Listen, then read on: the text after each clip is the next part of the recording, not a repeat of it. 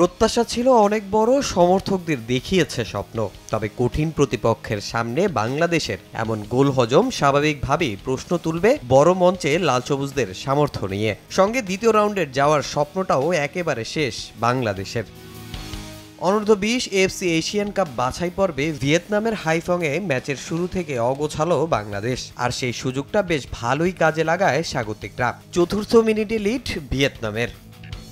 12 মিনিটে আক্রমণের চেষ্টা মিরাজদের, তবে স্বাগতিকদের গোলরক্ষকের হাত ফাঁকি দিতে পারেননি অতিথিরা।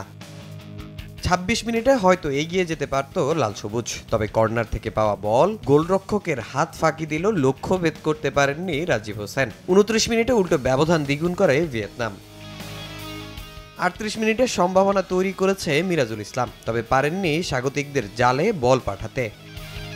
41 মিনিটে কষ্টটা কিছুটা লাঘব করে বাংলাদেশ। নোভার দুর্দান্ত গোলে ব্যবধান কমায় মারুফুল হকের দল, তবে আনন্দটা বেশিক্ষণ স্থায়ী হয়নি লাল সবুজের। 40 সেকেন্ডের ব্যবধানে আবারও অতিথিদের সঙ্গী এক বুক হতাশা। 3-1 পিছিয়ে থেকে শেষ হয় প্রথমার্ধ।